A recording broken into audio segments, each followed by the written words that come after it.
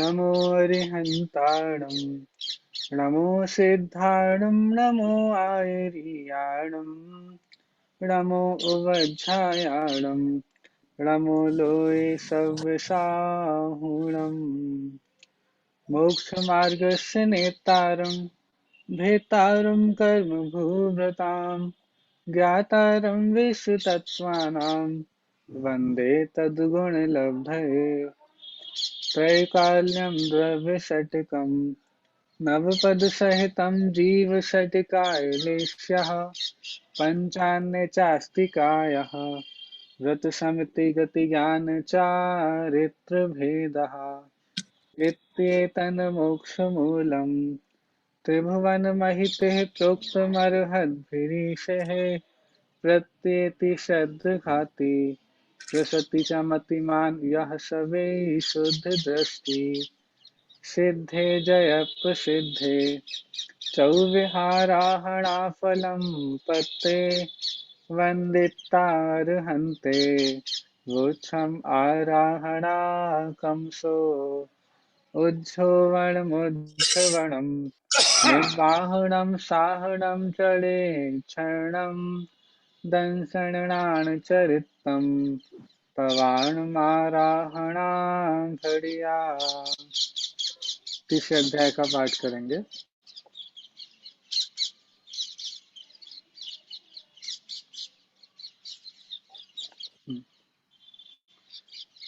रत्न शर्करा वालुका पंक धूम तमो महातमः प्रभा भूमयो घनाम्बुवाताकाश प्रतिष्ठा सप्ताधोदः तासु त्रिंशत् पंचविंशति पंचदश दश त्रि पंचोनैक नरक शतसहस्राणि पंच चैव यथाक्रमम् नारका नित्या शुभतरलेस्या परिणाम देह वेदना विक्रियः परस्परोदीरित दुःखः संक्लिष्टा सुरोदीरित दुःखाश्च प्राक चतुर्थः। एक सेकंड।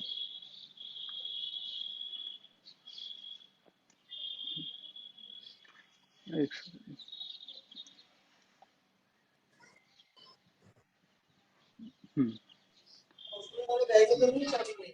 तेषु वै त्रिसप्तदश सप्तदश द्वाविंशति त्रयस्त्रिंशत् सागरोपमा सत्त्वानां परा स्थितिः। मैंने एक छोड़ दिया। एक मिनट, मैं शुरू से ही पढ़ता हूँ। थोड़ा मुझे चेंज करने में थोड़ी प्रॉब्लम होगी। चलिए शुरू से ही पढ़ते हैं।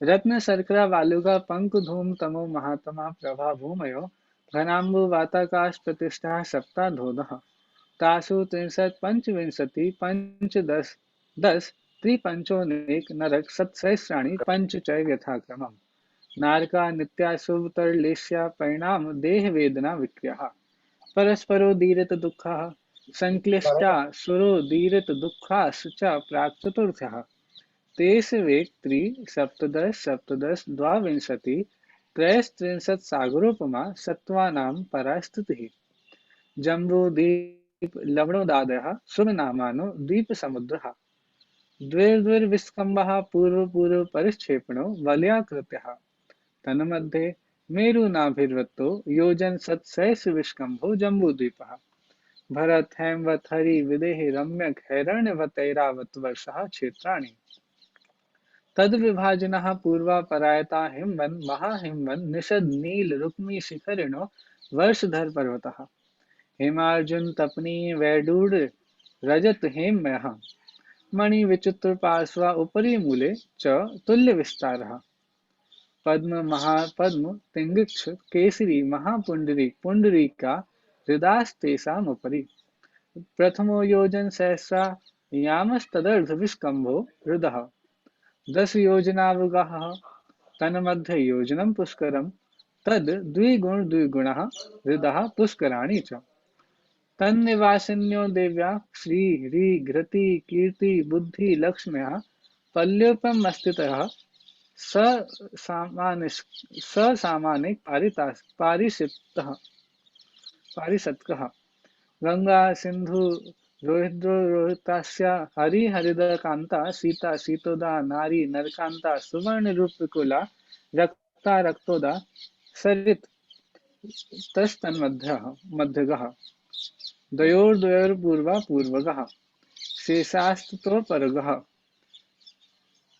चतुर्दशन द्विसहस्र परिवृत्ता गंगा सिंधवादयो नद्यः भरत षड्विंशति पंचयोजन शतविस्तारा षट् चेकोन विंशति भागा योजनस्य तद द्विगुण द्विगुण विस्तारः वर्षधर वर्षा विदेहान्तः उत्तरा दक्षिण तुल्यः भरतैरावत्योर्वृद्धिर्ह्रासो षट् समयाभ्याम् उत्सर्पणे अवसर्पणभ्याम् ताभ्यां परा भूमयो वस्तुतः एक द्वि त्रि पल्योपम स्थिति तयो हेमवत् सहारिक वर्षक दैव कुरुवकः ततोत्तरा विदेहेषु संख्येय कालः भरतस्य विस्कम्भो जम्बूद्वीपस्य नवतिशतभागः द्विर्भ्रातृकी खण्डे पुष्करार्धे च प्राङ्मानुषोत्तराहन् मनुष्यः आर्यामिलिश्चाश्च भरतैरावत् विदेहाः कर्मभूमयोऽन्यत्र देवकुरुत्तरकुरुभ्यः नस्तिति परावरे त्रिपल्योपमान्तमुहूर्ते त्रियग्योनिजानां च। चलिए, इस तरह हमने तीसरे अध्याय का एक बार पाठ किया। अब हम हमारे जो विषय चलने वाला है वहां पर आते हैं। चलिए,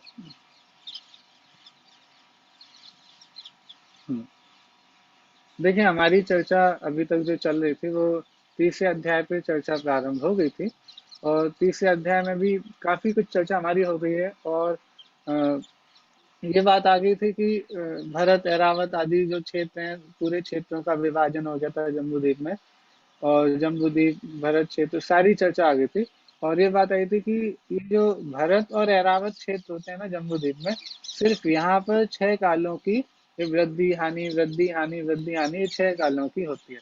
इसमें भी ये बात आई थी कि जो आर्य खंड होते हैं सिर्फ वहां पर ये भेद होते हैं।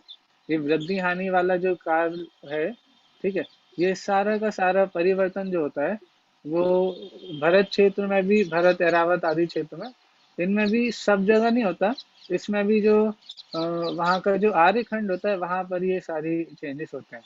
तो काल परिवर्तन की चर्चा हमारी चल रही थी, उत्सर्पणी अवसर्पणी ये सारी चर्चा हुई थी और ये भी बात आ गई थी कि तीर्थंकरों की जो उत्पत्ति आदि होती है वो भी चौथे काल में होती है, दुखमा सुखमा काल में होती है। ये 6 भेद भी आ गए थे। अवसर्पणी में भी वही 6 काल होते हैं, उत्सर्पणी में भी 6 काल होते हैं। तो चौथा काल जो अभी हमारा तो पंचम काल चालू हो गया है यहाँ पे। अभी तो हुंडावसर्पणी भी चल रहा है, ठीक है, पंचम काल भी है लेकिन पंचम काल में भी हुंडावसर्पणी काल चल रहा है। तो ये सारी की सारी चर्चा हमारी चल रही थी। तो कल जहाँ तक की चर्चा हो गई थी उसके आगे की चर्चा हम आज प्रारंभ करते हैं, ठीक है। सारे के सारे जो पहले से लेकर छठे काल तक की जो समय है उसकी भी चर्चा हमारी पिछली बार कल हो गई थी, तो हमें उसके आगे देखना है। मैं ऐसा करता हूँ बस ये पेज नंबर जो 165 है वहाँ ऊपर से ही शुरू से ही पढ़ता हूँ। तो थोड़ा लिंक भी सभी के लिए हो जाएगा, मेरे लिए भी थोड़ा अच्छा रहेगा, ठीक है, कंटिन्यूटी सही रहेगी। चलिए, यहाँ से पढ़ते हैं। 6 काल की बात आ गई थी, 6 कालों के नाम भी हमने देख लिए थे, उसके आगे की चर्चा करते हैं। पहला काल सुखमा सुखमा 4 कोड़ा कोड़ी सागर का है। दूसरा काल सुखमा 3 कोड़ा कोड़ी सागर का है। तीसरा काल सुखमा दुखमा 2 कोड़ा कोड़ी सागर का है। चौथा काल दुखमा सुखमा 42,000 वर्ष कम 1 कोड़ा कोड़ी सागर का है। और पांचवा काल दुखमा 21,000 वर्ष का तथा छठवां काल दुखमा दुखमा भी 21,000 वर्ष का है, ठीक है। तो ये सारे जो 10 कोड़ा कोड़ी सागर में पूरे पहले से लेकर छठे काल तक की जो काउंटिंग हो जाती है वो आ गए, ठीक है। 4 3 2 और बाकी चौथा पांचवा छठा मिला करके 1 कोड़ा कोड़ी सागर होता है। तो यदि आप छठे और पांचवे काल को जोड़ें तो उनका काल हो जाता है 42,000 वर्ष। तो 21,000 तो उनको हटा दें तो बाकी 1 कोड़ा कोड़ी सागर में 42,000 वर्ष कम इतना चौथे काल का समय होता है, ठीक है। 42,000 वर्ष कम 1 कोड़ा कोड़ी सागर, ठीक है। आगे देखते हैं। तीर्थंकरों की उत्पत्ति चतुर्थ काल अर्थात दुखमा सुखमा में ही होती है और मुक्ति मार्ग भी चतुर्थ काल में ही चलता है। इस दृष्टि से चतुर्थ काल अत्यंत महत्वपूर्ण है। देखो, थोड़ा सा एक इसमें इम्पोर्टेंट पॉइंट मैं आपको बताना चाह रहा हूँ। ये बात तो कही है कि चौथे काल में ही मुक्ति का मार्ग मतलब चलता है, मुक्ति का मार्ग प्रारंभ होता है। हाँ? तीर्थंकरों की उत्पत्ति तो उसी काल में होती है। कौन से? चौथे काल में। मुक्ति मार्ग प्रारंभ भी वहीं से होता है। मोक्ष का मार्ग जब तीर्थंकर आदि की दिव्यध्वनि होती है तो मोक्ष का मार्ग प्रारंभ होता है। लेकिन ये बात नहीं समझना है कि मोक्ष का मार्ग भी चौथे काल में होता है। दो बातों में अंतर आपको समझ में आ रहा है? मोक्ष मार्ग प्रारंभ चौथे काल में होता है जब तीर्थंकर आदि होते हैं, ये बात बिल्कुल सही है। लेकिन मोक्ष मार्ग सिर्फ चौथे काल में ही होता है, ये बात नहीं लिखी यहाँ पे। ठीक है? मोक्ष का मार्ग तो इस पंचम काल में भी है। रत्नत्रय के धारी महामुनिराज, ठीक है, श्रावक ज्ञानी धर्मात्मा सभी इस काल में भी होते हैं। ठीक है, पंचम काल के अंत तक भी ये हमारा धर्म जैन दर्शन चलेगा, धर्म चलेगा। वस्तु स्वरूप को सही समझने वाले जीव, भेद विज्ञानी जीव इस पंचम काल के आखिरी तक भी रहेंगे। ठीक है, तो इस लाइन से आप ये अर्थ मत निकालेगा कि चतुर्थ काल में ही मोक्ष का मार्ग होता है। नहीं, मोक्ष का मार्ग बताने वाले तीर्थंकर चौथे काल में ही होते हैं, तो उस हिसाब से वहां से प्रारंभ होता है। लेकिन पंचम काल में भी धर्म तो है। ठीक है, उतना मोक्ष जाने के योग्य तप और आराधना करने वाले जीव पंचम काल में नहीं है। लेकिन हाँ, मोक्ष मार्ग पर चलने वाले, धर्म को प्रकट करने वाले जीव अभी भी हैं। देखो, हम आप भी धर्म की आराधना, स्वाध्याय और जितने भी आराधना, धर्म आराधना जितने भी करते हैं, उसका प्रयोजन भी तो यही है।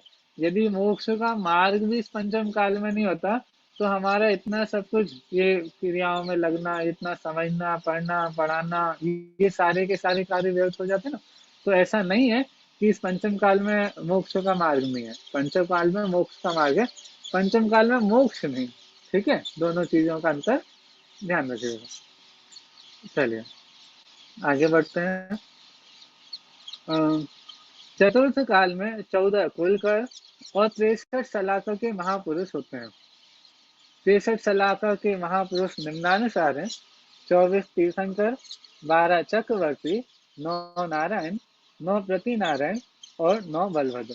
ठीक है, तो ये सारे के सारे, देखो, कुलकर अलग हुए, 14 कुलकर।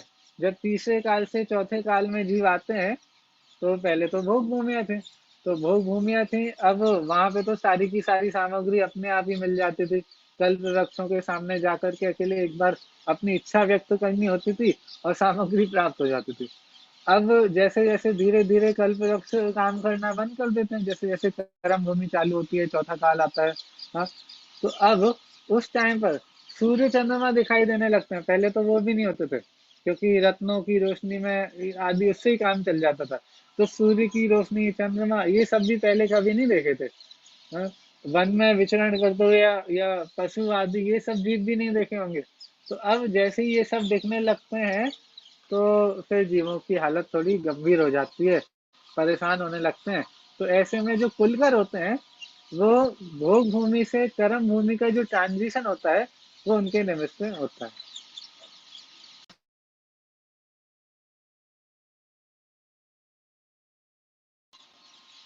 चलिए देखिए। वर्तमान में अवसर्पणी काल का पंचम काल चल रहा है। अभी हमारा अवसर्पणी का ही पंचम काल चल रहा है, गिरता हुआ चल रहा है ना। उत्सर्पणी मतलब बढ़ता हुआ, अवसर्पणी मतलब नीचे जाता हुआ। तो अभी पहला, दूसरा, तीसरा, चौथा, पांचवा, छठा, तो नीचे अवसर्पणी काल का पंचम काल चल रहा है। इस समय ना तो कुलकरी होते हैं, न 63 सलाका महापुरुषों की उत्पत्ति होती है। कौन से काल में? पंचम काल में। ठीक है, किसी को मुक्ति अर्थात मोक्ष की भी प्राप्ति नहीं होती है। चतुर्थ काल में जो 63 सलाखों के महापुरुष हुए हैं, विशेषकर उनके चरित्रों का वर्णन ही जैन पुराणों का तत्व है। तो ये बात यहाँ पे बताई कि पंचम काल में ही ये सारे 63 सलाखा के महापुरुष होते हैं। और हमारे जितने भी रत्नादि में कथा चरित्र आदि आपको मिलेंगे, पुराण आदि मिलेंगे, उन सभी में इन्हीं की चर्चा प्राप्त होती है। तो चलिए आगे देखते हैं। इस प्रकार अब तक अनंत कल्प काल बीत चुके हैं। और भविष्य में भी अनंत होंगे। तदनुसार तीर्थंकरों की अनंत 24 यहाँ इस भरत क्षेत्र में हो चुकी है और भविष्य में अनंत और होंगी। ऐसी ही व्यवस्था ऐरावत क्षेत्र की है। जैसी व्यवस्था हमारे भरत क्षेत्र की है, बिल्कुल सेम टू सेम ऐरावत क्षेत्र की है। ठीक है। और ऐसे 5 भरत और 5 ऐरावत है, तो सारे के सारे क्षेत्रों में बिल्कुल सेम व्यवस्था चलती है। ठीक है। लेकिन ये भरत और ऐरावत की बिल्कुल सेम हो गई। हर काल में एक एक चौबीसी होती है। ठीक है। अ, और ऐसे एक कल्प काल में दो चौबीसी हो जाते हैं। जैसे हुंडा जब अवसरपणी होता है तो उसमें एक चौबीसी हो जाएगी चौथे काल में, अवसरपणी में। और जब उत्सर्पणी होगी तो वहां पे भी जो पहला कर्म भूमि का काल आएगा, जो दुखमा सुखमा होता है, उसमें वहां पर भी एक चौबीसी होगी। तो दोनों बार एक एक चौबीसी हो जाती है। ठीक है। तो वहां पे जब लौटते हुए होगी तो वो दूसरा काल होगा। हम जैसे बोलते हैं ना, पहला दूसरा तीसरा चौथा पांचवा छठा, फिर दोबारा कौन सा आना है, छठवा, फिर कौन सा आएगा, पांचवा। तो हमने तो अभी के नाम के हिसाब से उसे छठवा और पांचवा बोला, लेकिन वो उसका तो पहले ही है ना। जिसे हम छठवा बोल रहे हैं वो उत्तरमणि का पहला होगा। ठीक है। तो वो पहला, फिर दूसरा। तो ऐसे वो भी वहाँ का जो दूसरा काल होगा उसमें चौबीसी होती है। तो ऐसे एक कल्प काल में दो चौबीसी हो जाते हैं। ठीक है। ऐसे कितने कल्प काल हो चुके हैं अभी तक? अनादि अनंत जो हमारा जीवन है, तो अनादि काल से लेके आज तक कितने में अनंत कल्प काल हो गए हैं। ठीक है। 20 कोड़ा कोड़ी सागर का एक कल्प काल होता है। और भविष्य में कितनी चौबीसी होंगी? ऐसे अनंत होंगी। अनंत मतलब कोई एंड थोड़ी ना है। क्यों? क्योंकि भाई ये जीव अनादि काल से है, ऐसे अनंत द्रव्य अनादि काल से है। तो ये चौबीसियां, ऐसी व्यवस्था तो जो विश्व है वो हमारा अनादि निधन है। तो वहां पे ये व्यवस्था हमेशा ही की, वो हमेशा ही चलने वाली है। ठीक है। तो ये तो भरत और ऐरावत क्षेत्र में ऐसी चौबीसी चौबीसी का नियम है। लेकिन जो विदेश क्षेत्र में वहां पे ऐसा सिस्टम नहीं है। विदेश क्षेत्र की व्यवस्था इससे कुछ भिन्न प्रकार की है। वहां सदा चतुर्थ काल के आरंभ जैसी स्थिति रहती है। चतुर्थ काल के आरंभ में जब आदिनाथ भगवान यहाँ पर विराजमान थे, ठीक है, भरत चक्रवर्ती आदि थे, तो तब जैसी स्थिति हमारे यहाँ की थी, वैसी स्थिति विदेश क्षेत्र में सदा काल रहती है ना। ठीक है। विदेश क्षेत्र में सदा काल मतलब वहां पे ये ऐसे चेंजेस नहीं होते कि पहले पहला दूसरा तीसरा, पहले भोग भूमि फिर कर्म भूमि फिर भोग भूमि फिर कर्म भूमि। ये सिस्टम वहां पे नहीं है। वहां तो सदा काली कर्म भूमि रहती है?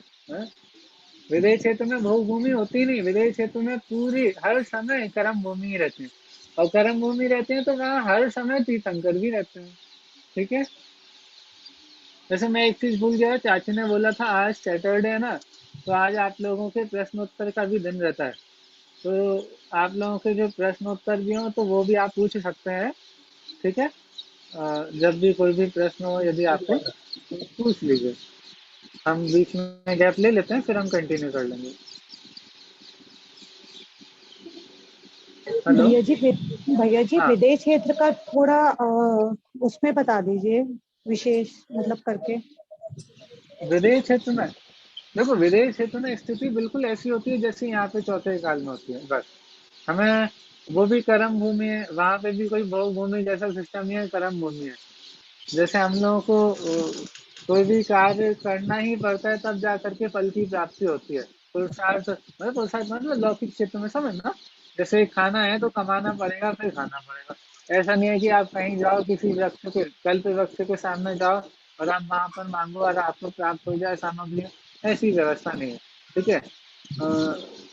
और ये तो चलो ठीक है, वो वाली बात होगी। लेकिन मोक्ष का मार्ग भी हमेशा वहां खुला रहता है। मोक्ष का मार्ग और मोक्ष का द्वार हमेशा खुला रहता है। वहां से जीव हर समय मतलब हमेशा वहां से जीव मोक्ष की योग्यता, मोक्ष जाने की योग्यता के साथ जन्म लेते हैं। क्यों? क्योंकि कर्म भूमि है। तो कर्म भूमि से जीव हर जगह जा सकता है। चौथे काल जैसी स्थिति है ना, तो सब जगह जाने की योग्यता है। सब जगह का समझ रहे हो आप? जैसे अभी यहाँ पंचम काल है तो पंचम काल से जीव सातवें नरक नहीं जाता। तो लेकिन चौथा काल जहाँ से मोक्ष जाने की योग्यता प्रकट हो जाती है, वहां से सातवें नरक आदि मतलब सारे के सारे द्वार खुले होते हैं। उत्कृष्ट धर्म करेंगे धर्म की पूर्णता करेंगे तो मोक्ष जाएंगे। ठीक है। धर्म के साथ शुभोपयोग आदि की भी प्रधानता होगी तो स्वर्ग आदि जाएंगे। शुभाचरण की प्रधानता होगी। और यदि पाप की प्रधानता जीवन में होगी तो साथ में नरक तक जाएंगे। और बाकी बाकी गतियों की तो व्यवस्था खुली हुई है। नरक नरक मतलब तिरंच आदि गति में भी जाने की, वापिस मनुष्य होने की, ये सारी की सारी योग्यता तो है ही वहां पर।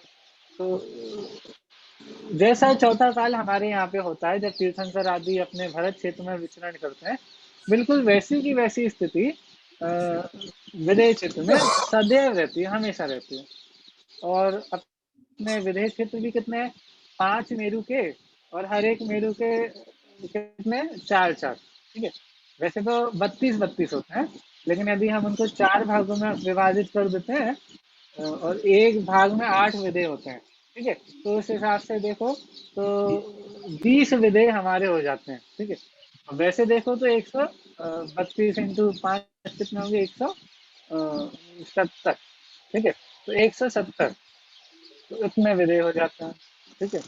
तो इतने सारे तीर्थंकर एक साथ भी हो सकता है, लेकिन कम से कम 20 तीर्थंकर तो हमारे विदेह क्षेत्रों में हमेशा ही रहते हैं।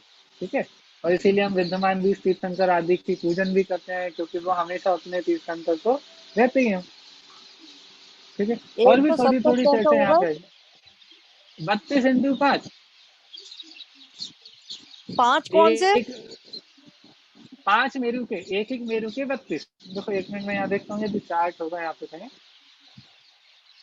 यदि यहाँ पे चार्ट दिया होगा तो मैं आपको बता सकता हूँ, शायद नहीं दिया है।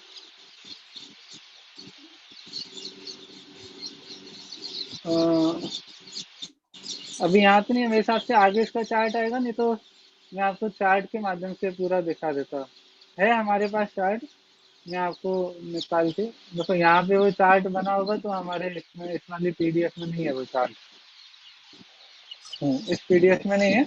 मैं आपको कल चार्ट के माध्यम से वो वाली बात बता दूंगा कि कैसे हमारे विदेह क्षेत्र आदि में कितने कैसे विदेह होते हैं पूरे। या तो हाँ, ठीक है।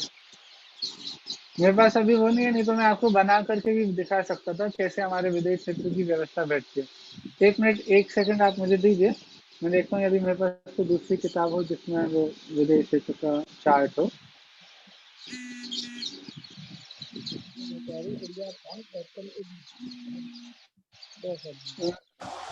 पूरा नहीं है मेरे पास। नहीं है, मैं आपको कल उसका चार्ट के माध्यम से पूरा बता दूंगा। लाइट ठीक है। खोल दो।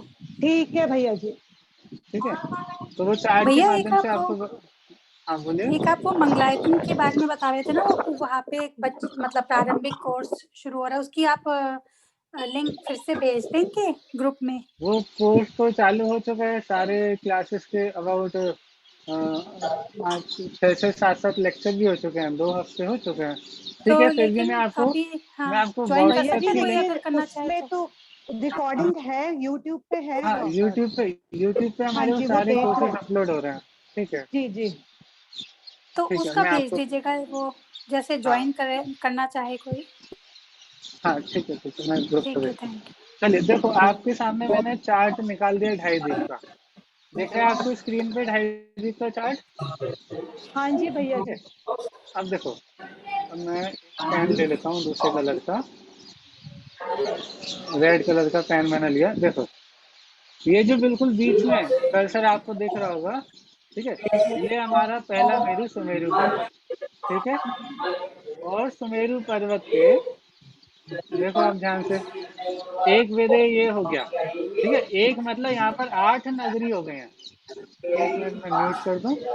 आवाज सही नहीं आ रही भैया जी। एक मिनट में बाकी लोगों को म्यूट कर देता हूँ।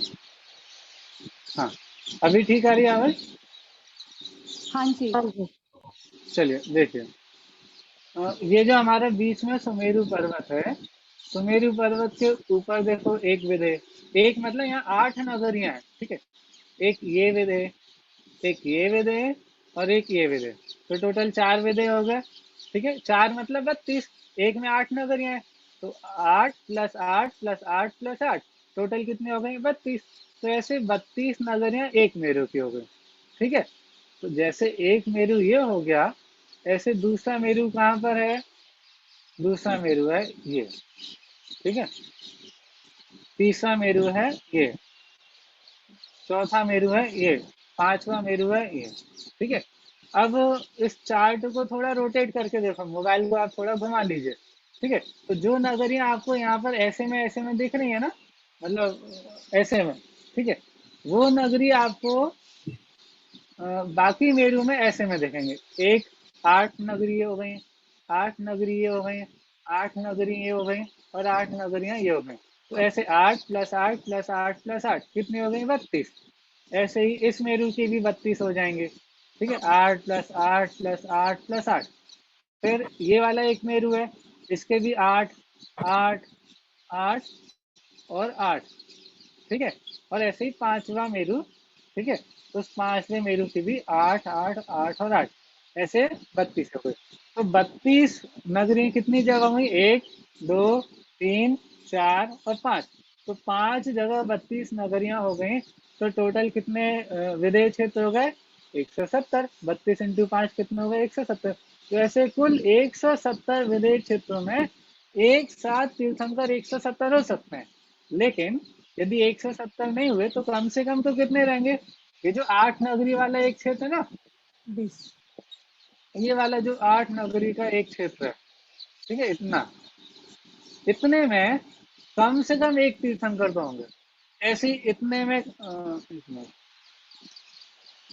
ऐसे ही कम से कम इसमें भी एक तीर्थंकर तो होंगे। ऐसे ही इसमें भी कम से कम एक होंगे। 8 में किन्हीं एक तो होंगे ही होंगे।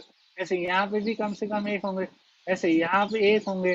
ठीक है, तो ऐसे सब जगह जो 8 8 नगरियों का एक एक ग्रुप है, उन सब जगह एक एक तीर्थंकर तो होंगे। इसका मतलब एक मेरू, जो सुमेरु पर्वत जो बिल्कुल बीच में, तो सुमेरु पर्वत में कम से कम कितने तीर्थंकर होंगे? 4। ऐसे ही विजय, अचल, मंदर, मेरू वगैरह में सभी मेरू में एक एक मेरू में कम से कम 4 4 तीर्थंकर तो होंगे। यहाँ पे 8 नगरियों में से एक, यहाँ 8 में एक, यहाँ 8 में एक, यहाँ 8 में एक। तो ऐसे कम से कम एक मेरू के 4 तीर्थंकर, और 5 मेरू के कितने हो गए? 5 चौके 20। तो कम से कम 20 तीर्थंकर तो हमारे हमेशा सदा काल इस मध्य लोक में रहते हैं, ढाई द्वीप में, क्योंकि ढाई द्वीप के बाहर तो होने नहीं है। तो इस मध्य लोक में कम से कम 20 तीर्थंकर तो हमेशा रहते ही हैं। ठीक है, आपको ये समझ में आ गया? एक मेरू संबंधी हाँ जी 4 भैया जी। तीर्थंकर, और फिर ऐसे 5 मेरू संबंधी 20 तीर्थंकर। ठीक है, एक मेरू में 32 नगरियां होती हैं, 8 8 के ग्रुप में, तो 8 के एक ग्रुप में एक तीर्थंकर होंगे ही होंगे। ठीक है, ऐसे ये 20 तीर्थंकर हमारे हमेशा रहते हैं। ये पूरा ढाई द्वीप है। आप बताओ, इसमें हम कहाँ पर रहते हैं? इसमें कहीं दिख रहा है आपको हम कहाँ रहते होंगे? तो बताएगा इस, जैसे जम्बू, ये ढाई द्वीप है, इस ढाई द्वीप में हम और आप लोग कहाँ पर रहते हैं? सुदर्शन मेरू के जस्ट नीचे। जस्ट भरत नीचे क्षेत्र नहीं, में। हाँ, भरत भरत क्षेत्र में। क्षेत्र। हाँ, भरत बहुत क्षेत्र बढ़िया। हाँ, देखिए, ये तो नहीं है, आगे आया है, वो चार्ट भी आया है। ठीक है, हमें जब जरूरत पड़ेगी तो हम देख लेंगे। ठीक है, चलिए, बहुत अच्छा। ये सुदर्शन मेरू के नीचे जो भरत क्षेत्र है, उस भरत क्षेत्र में हम और आप लोग रहते हैं। ठीक है, चलिए हम वापस आए अपने विषय पर। अभी ये समझ में नहीं आया, जैसे 8 विदेय हैं हाँ और हाँ, बोलिए। 8 विदेय में 32 कर्म भूमि है। 32 कर्म भूमि में जो 20-20 तीर्थंकर होते हैं। नहीं, 20 20 सभी में नहीं होते हैं। देखो, फिर से देखो आप, जैसे ये 8 भूमिया है ना, जैसे सुमेरु हाँ पर्वत के 32 विधेय हो गए। 8 8 8 और 8 टोटल मिला के 16 एक साइड, 16 एक साइड, दोनों साइड मिलाकर के 32 हो गए। ठीक है, हाँ तो अब ये जो 16 है, मतलब 8 और 8 है, इन 8 में से किसी एक जगह एक तीर्थंकर तो कम से कम होंगे। 8 भी हो सकते हैं, लेकिन कम से कम एक होंगे। तो एक गिनो, कम से कम देखना है ना हमको, तो एक होंगे कम से कम। एक यहाँ पर होंगे, एक यहाँ पर होंगे, एक यहाँ पर होंगे। तो एक मेरू के तो 4 हुए ना, कम से कम देखेंगे तो। हाँ और 5 मेरू के 4 जोड़ लो, तो 5 मेरू के 5 चौके 20। 20 हो गए। हाँ, तो ऐसे 20 तीर्थंकर कम से कम रहते हैं, और ज्यादा से ज्यादा तो सारी प्लेसेस फिल होंगी। मतलब 8 यहाँ पर, 8 यहाँ पर, 8 यहाँ पर, 8 यहाँ पर, 32, 32 यहाँ पर हो गए, 32 यहाँ, 32 यहाँ, 32 यहाँ और 32 यहाँ, तो 32 पंचे 170। ठीक है। ठीक है। नहीं, मैं गलत कर रहा हूँ, आप लोग हाँ मेरी भैया कैलकुलेशन को गलत। 160 होते हैं 32 160 आ पंचे रहा है, 160 हुए। एक सौ हाँ, साठ मुझे ही भी आ रहा है, 32 पंजे। जैसे ही और आपको 5 याद भरत के आया 5 वैसे ही मुझे याद हो गया। हाँ, वो 5 भरत और 5 एरावत के जोड़ने एरावत थे के जो हमने मिला के गलत किया। 170 होंगे। हाँ सही है, चलो मैं वो भी अब जोड़ता सही हूँ। आ गई। अब सही आया, सही है। चलो वो और जोड़ते हैं अपन। अपना भरत क्षेत्र ये रहा यहाँ पे। अब मैंने बहुत मोटी लाइन बना दी है, छोटी करता हूँ इसे। देखो, सही है, आप लोगों ने भी सही टाइम पे याद दिलाया, मुझे भी इसी टाइम पे याद आया। देखो, तो और नीचे करते हैं। देखो, ये हमारा भरत क्षेत्र, ठीक है, ये हमारा भरत क्षेत्र, ये हमारा ऐरावत क्षेत्र। ठीक है, भरत, हेमवत, हरि, विदे, रम्य, खैरण्यवत, ऐरावत, ये आपके क्षेत्र थे ना। 6 पर्वत और 7 क्षेत्र हो जाते हैं। तो नीचे भरत क्षेत्र है, ऊपर ऐरावत क्षेत्र है, बीच में वेदे हैं और बाकी और भी क्षेत्र है। ठीक है, तो ये हमारा भरत क्षेत्र है, एक ये हमारा ऐरावत क्षेत्र। तो भरत और ऐरावत क्षेत्र में कब तीर्थंकर होते हैं? जब यहाँ पे चौथा काल होता है। ठीक है, तो यहाँ पर भी एक समय में एक तीर्थंकर हो सकते हैं, क्योंकि अपने यहाँ तो 24 तीर्थंकर होते हैं, लेकिन 24 तीर्थंकर एक साथ नहीं होते। एक समय में तो एक ही तीर्थंकर होते हैं। तो अपने यहाँ भरत क्षेत्र में एक तीर्थंकर, और ऐरावत क्षेत्र में भी जब अपने यहाँ चौथा काल चलता है तो वहां पे भी चौथा काल चलता है। तो यहाँ एक तीर्थंकर, तो यहाँ पर भी एक तीर्थंकर। ठीक है, तो अब हमारी कैलकुलेशन सही जाएगी। 4 ये हो गए थे। ठीक है, चलो 170 पहुंचा नहीं ना। तो यहाँ पे 8 8 8 और 8 ये 32 हो गए थे। 32 और 2 34। ठीक है, तो हमारे भरत में एक, हमारे ऐरावत में एक। अब जो यहाँ पे दूसरा मेरू है, दूसरे मेरू के भरत और ऐरावत कहाँ है? देखो, दूसरा मेरू का भरत क्षेत्र ये है, ऐरावत क्षेत्र ये है। इस मेरू का भरत क्षेत्र ये है और ऐरावत क्षेत्र ये है। मिला आपको? देखा, इस मेरू का भरत ये है, भरत ये है और ऐरावत ये है। हमारे यहाँ तो एक सर्कल के अंदर है। ठीक है, लेकिन यहाँ पे एक सर्कल के 2 पार्ट करो। ठीक है, इस सर्कल के 2 पार्ट हो जाते हैं। कैसे? यहाँ पर एक पर्वत आता है और यहाँ पर एक पर्वत आता है। ठीक है, ये पर्वत है। अब इस पर्वत के माध्यम से ये पूरा क्षेत्र 2 पार्ट में, ये पूरा द्वीप 2 पार्ट में विभाजित हो जाता है। एक ये पूरा क्षेत्र हो जाता है यहाँ से लेकर यहाँ तक, और एक ये क्षेत्र पूरा हो जाता है। ठीक है, ये इस मेरू का क्षेत्र हो गया और ये वाला इस मेरू का पूरा क्षेत्र हो गया। ठीक है, तो इस मेरू के टोटल कितने हो गए? 32 विदे और एक ऐरावत और एक भरत क्षेत्र। तो इस मेरू के भी टोटल क्षेत्र देखो तो कितने हो गए यहाँ पर? 32 33 और 34। जैसे हमारे यहाँ 32 33 34 थे ना, ऐसे यहाँ भी 34 हो गए। ऐसे इस मेरू के भी 32 विदे के, एक ऐरावत और एक भरत, तो यहाँ पर भी 34 हो गए। ऐसे इस क्षेत्र के भी हो जाएंगे 34। देखो, इस पर्वत ने यहाँ इस मेरू को भी, इस द्वीप को भी 2 पार्ट में विभाजित कर दिया। ठीक है, और यहाँ पर भी एक भरत और एक ऐरावत क्षेत्र हो जाता है। ठीक है, यहाँ पर भी एक भरत और एक ऐरावत क्षेत्र हो जाता है। ठीक है, दिख रहा है आपको? ये पर्वत है, इससे नदी निकली, नदी निकल करके इस पूरे क्षेत्र को, यहाँ के भरत क्षेत्र को 6 पार्ट में विभाजित कर दिया। एक, देखो आपको दिखेगा, मैं थोड़ा, एक ये हो गया क्षेत्र, एक ये क्षेत्र हो गया, एक ये क्षेत्र हो गया, एक ये क्षेत्र हो गया, एक ये क्षेत्र हो गया, और एक ये इनका हो गया आर्य क्षेत्र। बाकी 5 मिलेक्ष खंड और एक आर्य खंड। ठीक है, ये पूरा भरत क्षेत्र के इनके 6 खंड हो गए। हाँ, दिख रहा है आपको? थोड़ा समझ में आ रहा है? इनके भी इस भरत क्षेत्र के ये आर्य खंड में तीर्थंकर होते हैं। भरत क्षेत्र ऐरावत क्षेत्र में, ऐसे जैसे हमारे जम्बूद्वीप में हमारे भरत क्षेत्र में खंड होते हैं ना, 5 मिलेक्ष और एक आर्य खंड, ऐसे यहाँ पर भी होते हैं। सब जगह बिल्कुल सेम व्यवस्था है। ठीक है, तो वहां पे भी जो उनका आर्य खंड होता है, वहां पे तीर्थंकर होते हैं। ठीक है, तो ऐसे एक मेरु के 32 तो विदेह के, और एक भरत और एक ऐरावत, ऐसे 34, और 34 पंचे 170 हमारे तीर्थंकर एक साथ हो सकते हैं। कब हुए थे 170 तीर्थंकर एक साथ? आपको याद है 170 तीर्थंकर एक साथ कब हुए हैं? अजितनाथ भगवान अजितनाथ के भगवान। दोनों। बहुत बढ़िया। जब हमारे इस भरत क्षेत्र में दूसरे तीर्थंकर अजितनाथ भगवान थे, तब इन सारे क्षेत्रों में एक एक तीर्थंकर थे। इन सभी क्षेत्रों में एक एक तीर्थंकर विद्यमान थे, सब में। 8 यहाँ, 8 यहाँ, 8 यहाँ, 8 यहाँ, सब जगह, एक भरत में, एक ऐरावत में, ऐसे हर क्षेत्र के 34। तो 34 पंचे 170 तीर्थंकर उस समय विराजमान थे। ठीक है, चलिए, और कोई क्वेश्चन है?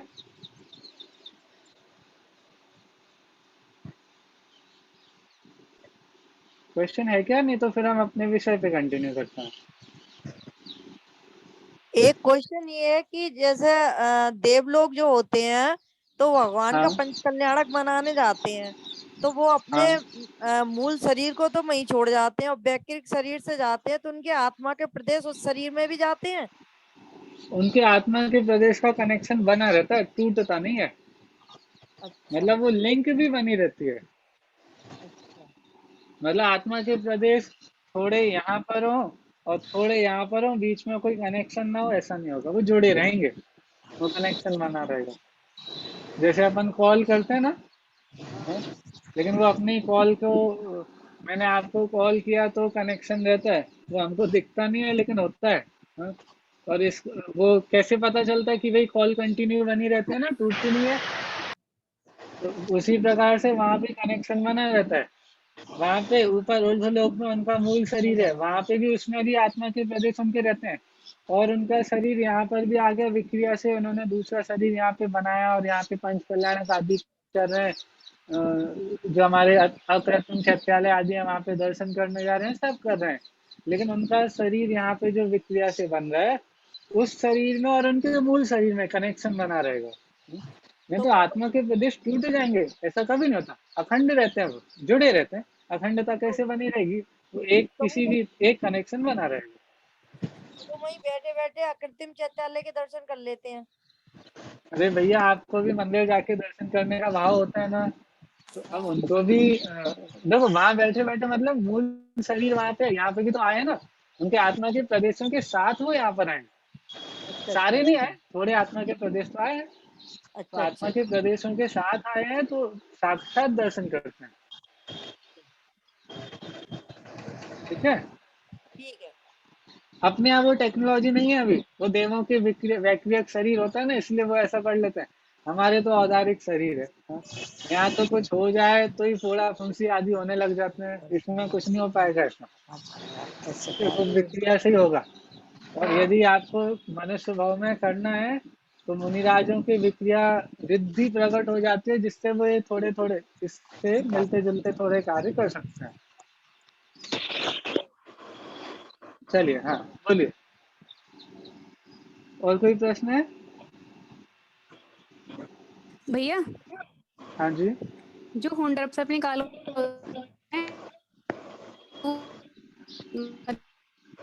आपकी को पांचवे आवाज काल को थोड़ी सी, प्रभावित करेगा या पहले दूसरे तीसरे करेगा? नहीं, सबको करेगा, पहले दूसरे तीसरे चौथे पांचवे छठे सबको प्रभावित करेगा। देखो, हमारे तीसरे काल को भी प्रभावित किया, चौथे को भी किया, पांचवे को भी किया। कैसे किया? देखो, तीसरे काल में तीर्थंकर का जन्म हो गया था ना, नहीं हुआ था? तीर्थंकर का जन्म तो चौथे में होता है ना, लेकिन ऋषभ देव स्वामी का कब जन्म हो गया था? तीसरे काल में हो गया था जन्म। वैसे देखो तो भाई चौथे काल में ही होता है जन्म, लेकिन तीसरे में ही हो गया, तो तीसरे को प्रभावित किया नहीं किया। और भी ऐसी बहुत विचित्र विचित्र घटनाएं सुंडा सर्पणी काल में होती हैं, और हो रही हैं, और होंगी। कोई बड़ी तो बात भैया नहीं है सब तो। छठों काल को प्रभावित करेगा ये? हाँ, छह क्या, पांच तो हो ही गया, अभी एक और बचा है बस, छठा काल ठीक है बचा भैया। है। ठीक है, चलिए, बढ़िया, चलो हम आगे बढ़ते हैं। यदि आपके प्रश्न हो तो आप पूछ लीजिएगा, हम अभी आगे बढ़ते हैं। वो हुंडा सर्पणी की बात आ रही है, देखो, पढ़ते हैं। अभी भरत ऐरावत क्षेत्र में हुंडाव सर्पणी काल चल रहा है। मैं आपको कहाँ पढ़ना है, आखिरी पैराग्राफ, ठीक है, और हाईलाइट और जूम कर देता हूँ मैं। अभी भरत ऐरावत क्षेत्र में हुंडाव सर्पणी काल चल रहा है। असंख्यात अवसर्पणी उत्सर्पणी काल बीत जाने पर एक हुंडाव सर्पणी काल आता है।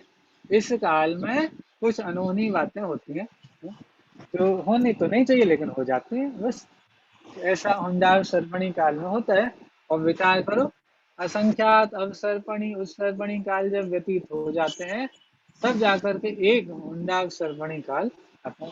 देखो इसके कार्य देखो थोड़े से बताए। देखो यह था, कौन कौन सी अनहोनी हुई है। तृतीय काल में कुलकर व तीर्थंकर की उत्पत्ति। जब तीर्थंकर की उत्पत्ति तीसरे काल में हो गई तो उनके पहले 14 कुलकर तो हो ही गए, क्योंकि जब तीर्थंकर होते हैं पहले तीर्थंकर, उनके पहले ही 14 कुलकर हो जाते हैं। तो इस काल में तो कुलकर भी और तीर्थंकर भी सब लोग पहले तीर्थंकर सबका जन्म तीसरे काल में हो गया था। जबकि होना क्या चाहिए था, कुलकर का जन्म भी और तीर्थंकरों का जन्म भी सभी का जन्म चौथे काल में होना चाहिए था। लेकिन क्या हुआ कि पहले तीर्थंकर और उनके पहले 14 कुलकर सभी तीसरे काल में ही जन्म को प्राप्त हो गए थे। और देखो क्या कहते हैं, तृतीय काल में मुक्ति, तीसरे काल में मुक्ति भी हो गई। हाँ?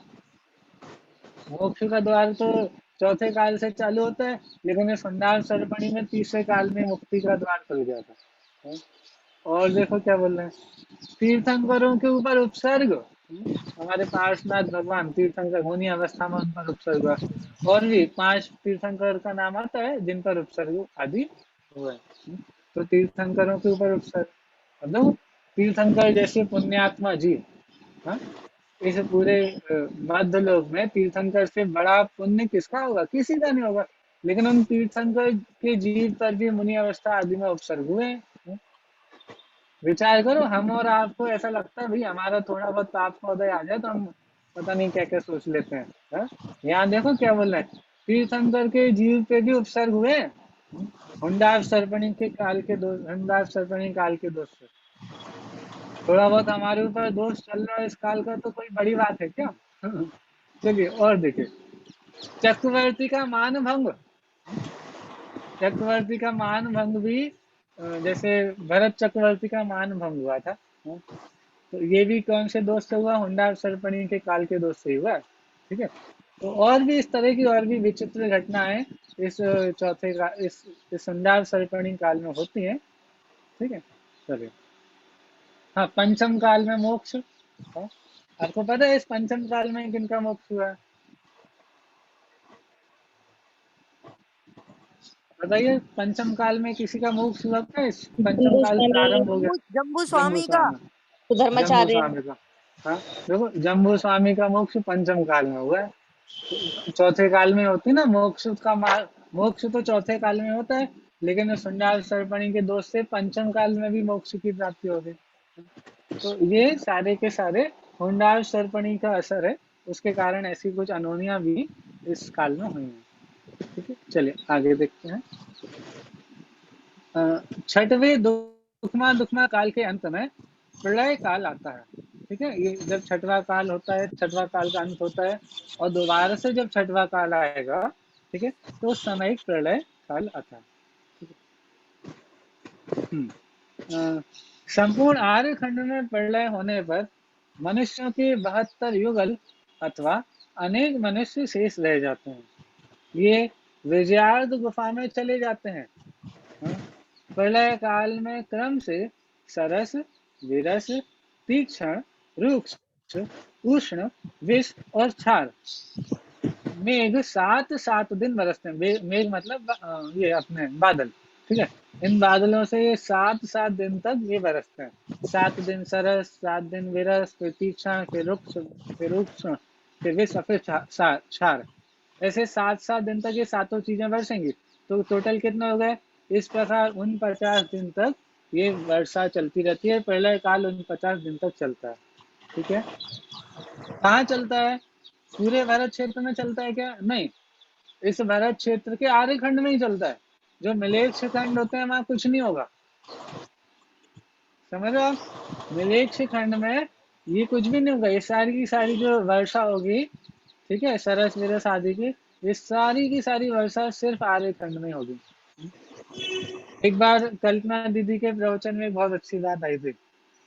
उन्होंने बोला था आजकल अपन लोग सैटेलाइट वगैरह ऊपर भेजते हैं ये सैटेलाइट जा रहे ऊपर, ये सैटेलाइट ऊपर चली गई, ये सैटेलाइट भेजी, इंडिया वालों ने भेजी, रूस वालों ने भेजी, अमेरिका ने भेजी, ये सारी की सारी सैटेलाइट बरसेंगी ये जो सरस विरस तीक्ष्ण रुक्ष उष्ण, ये सब जो बरसेगा कहाँ से आएगा? ये जो यहाँ से ऊपर जा रहा है ना, यही वापस बरसेगा।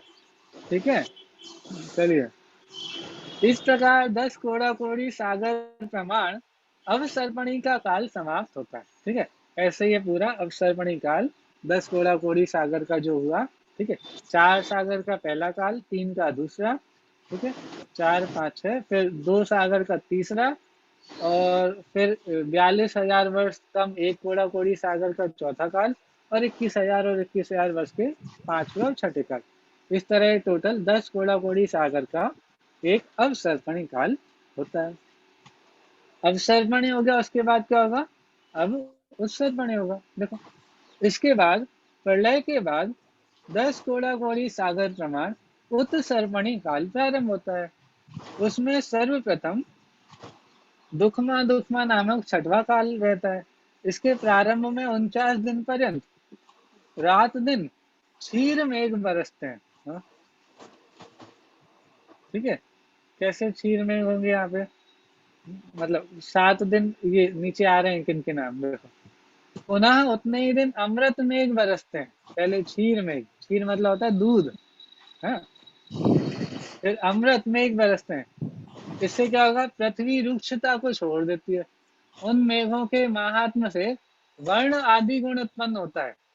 उसके पहले तो सब ऐसी ऐसी वर्षा हुई है ना, तो कुछ वर्ण आदि गुण बचे ही नहीं होंगे, सब काला काला या फिर ऐसा राख वगैरह ऐसी हो जाती है, जलता रहता है, ऐसी अग्नि बरसती है, सब बरसता है, तो क्या बचेगा? तो क्षीर मेघ और अम्लज मेघ के बाद जो पृथ्वी है उसमें थोड़ी रुक्षता वो चली जाती है, और फिर उनसे वर्ण आदि गुण उत्पन्न होता है, और औषधि वृक्ष गुल्म तृण आदि सरस हो जाते हैं। फिर थोड़ी ऐसी भूमि सही होती है जिसपे कुछ किया जा सके। ठीक है, हाँ। अवसर्पणी के अंत समय में जो युगल या अनेक मनुष्य विजयार्ग गुफा में प्रविष्ट हुए थे, वे गुफा से निकलकर सरस औषधि और धान्य आदि का सेवन कर अपने जीवन को सहज व्यतीत करते हैं। हाँ? जो यहाँ पे बताया था ना, 72 युगल या फिर अनेक मनुष्य, अलग अलग विवक्षाएं आती होंगी, कहीं 72 मनुष्य कहा होगा, कहीं अनेक मनुष्य कहा होगा, तो उतने जीव विजय गुफा में चले जाते हैं। ठीक है, तो उनको कोई देव आदि ले जाते हैं या वो चले जाते हैं, वो अलग अलग विवक्षा से वर्णन आता है। तो वो कितने दिन के लिए? 49 और 98 दिन के लिए वहां चले जाते हैं, और फिर 98 दिन जैसे पूरे होते हैं, ये 49 दिन की खराब वर्षा और 49 दिन की अच्छी चीजों की वर्षा होती है। उसके बाद वो सारे जीव वापस आते हैं, फिर औषधि धान्य आदि ये सब भी होने लगता है, फिर उसका सेवन करते हैं, और बिल्कुल जैसी कर्म भूमि चालू होती है वैसी कर्म भूमि का सिस्टम वहां पे चालू हो जाता है। ठीक है, ये सब स्थिति भरत और ऐरावत क्षेत्र की है। ठीक है, सारे के सारे जितने भरत ऐरावत क्षेत्र हैं, सब जगह ऐसी स्थिति होती है। दक्षिण में स्थित हेमवत क्षेत्र की ओर, हेमवत क्षेत्र की और उत्तर में स्थित हिरण्यवत क्षेत्र की स्थिति तीसरे काल सुखमा दुखमा के समान रहती है। हाँ? अब आपको याद है हेमवत क्षेत्र में और हिरण्यवत क्षेत्र, भरत के ऊपर हेमवत है, ठीक है, और ऐरावत के पास वहां पे उत्तर में वहां पे हिरण्यवत है। ठीक है, दक्षिण में हेमवत हो गया भरत के ऊपर, और ऐरावत के नीचे कौन सा है? हिरण्यवत। ठीक है, तो इनकी स्थिति कैसी रहती है? जैसे अपने यहाँ तीसरे काल में सुखमा दुखमा काल में जो स्थिति रहती है, वैसी की वैसी स्थिति यहाँ पर रहती है। कैसी रहती है? आयु 1 पल्ले की रहती है, ऊंचाई 2000 धनुष की रहती है, आहार 1 दिन के अंतराल से, और शरीर का रंग नील कमल के समान होता है ना? कैसा? आयु कितनी होगी? 1 पल्ले की आयु। ऊंचाई कितनी होगी? 2000 धनुष की ऊंचाई, जैसे यहाँ तीसरे काल में होता था। आहार कितने लेते हैं? एक दिन के अंतराल से लेते हैं, एक दिन लिया फिर एक दिन का अंतराल फिर आहार फिर एक दिन का अंतराल फिर आहार, ऐसे। और शरीर का रंग कैसा होगा? नील कमल, जो नीला कमल होता है उसके हिसाब से। और भैया देखिए, हाँ जी, जैसे वो मतलब छठे काल के अंत में वर्षा होगी ना 7-7 दिन, तो हाँ। जैसे फिर दोबारा वर्षा होगी दूध की फिर अमृत की, मतलब तो वो उससे अगले दिन ही होगी या फिर थोड़ा समय होएगा बीच में थोड़ा रुक कर? ये समय गैप का तो बताया नहीं, पढ़ने में भी नहीं आया, तो मेरे हिसाब से तो कंटिन्यूएशन में होती होगी, मुझे ख्याल में नहीं, मेरे हिसाब से तो कंटिन्यूएशन में होती होगी। बाकी यदि मतलब पढ़ने में आएगा तो ठीक है, देखेंगे। 7 दिन 49 दिन तक तो गलत वाली वर्षा होगी, फिर बाद में तुरंत उसके बाद 49 दिन तक फिर मतलब अच्छी वाली वर्षा होगी, इस तरह से समझ हाँ सकते हैं। हाँ, मुझे भी यही लगता है। और यदि अलग कुछ पढ़ने में आएगा तो देखेंगे, मेरे हिसाब से कोई वो अलग गैप देने की जरूरत है क्या, क्यों ठीक है होता भैया। होगा पता नहीं। ठीक है, चलिए। तो ये भरत के ऊपर जो सीधे भरत के जस्ट ऊपर था वो हेमवत था। अब ऐसे ही भरत हेमवत के ऊपर क्या है? हरि। भरत हेमवत हरि विदेह रम्य हिरण्यवत ऐरावत, ऐसे क्षेत्र है ना। तो भरत के ऊपर हेमवत, उसके ऊपर हरि क्षेत्र। तो हरि का देखिए, दक्षिण में स्थित हरि क्षेत्र में, हाँ देखिए, ताऊ जी ने भी उत्तर दे दिया, लगातार ही होगी यहाँ पे 49 दिन की होगी और उसके बाद 49 दिन की तुरंत शुभ वर्षा चालू हो जाती है। बढ़िया, देखिए आगे पढ़ते हैं। दक्षिण में स्थित हरि क्षेत्र में और उत्तर में स्थित रम्य क्षेत्र में, ठीक है, यहाँ से हरि और वहां से देखेंगे तो रम्य क्षेत्र है, ठीक है। ऐरावत के ऊपर था हिरण्यवत और नीचे, ऐरावत के नीचे हिरण्यवत और हिरण्यवत के नीचे रम्य, ठीक है।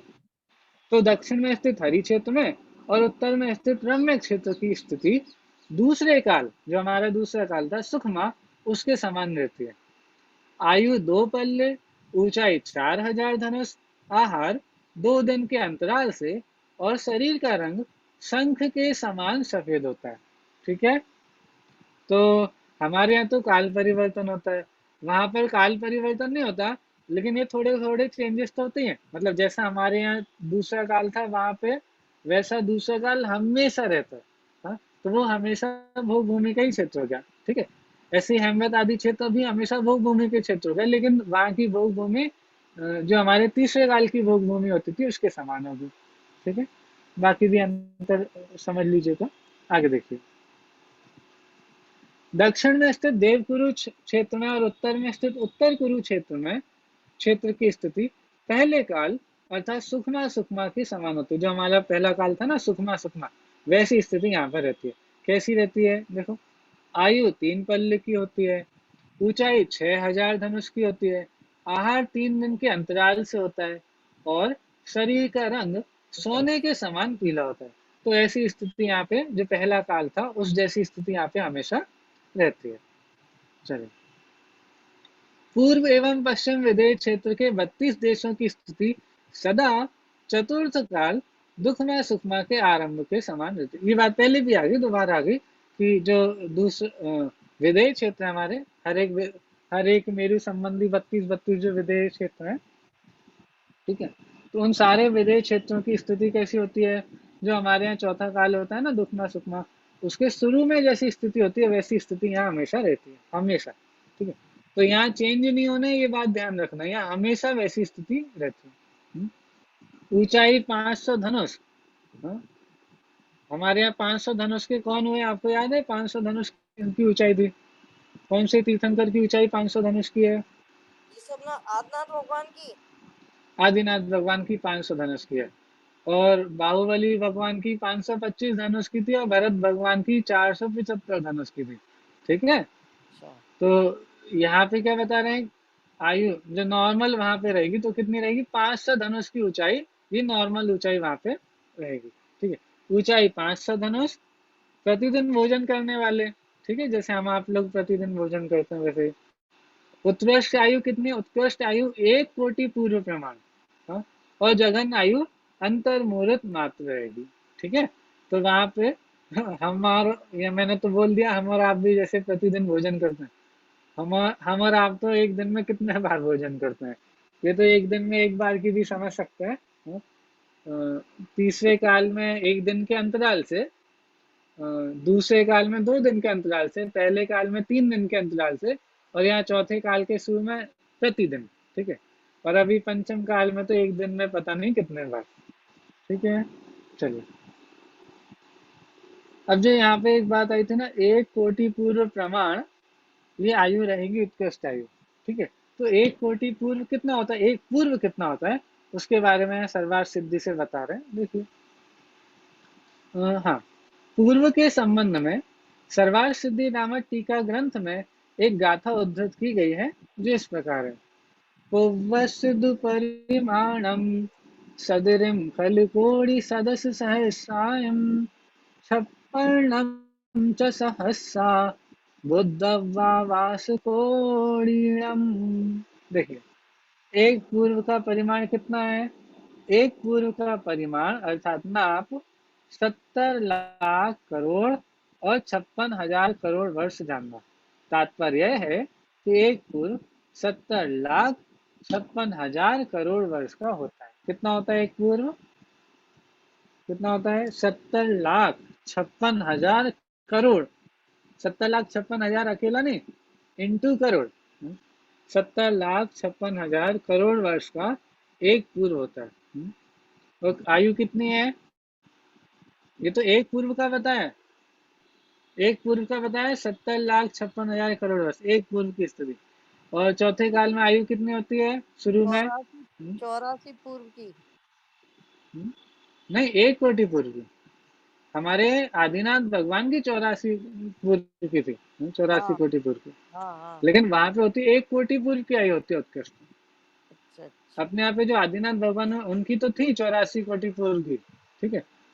लेकिन 84 कोटि पूर्व नहीं, 84 लाख पूर्व की, 84 कोटि नहीं, 84 लाख, क्योंकि 1 करोड़ तो मैक्सिमम है, 1 करोड़ मैक्सिमम होती है उनकी, 1 करोड़ नहीं थी उनकी, 84 लाख थी, मतलब 1 करोड़ में 16 लाख कम, ठीक है।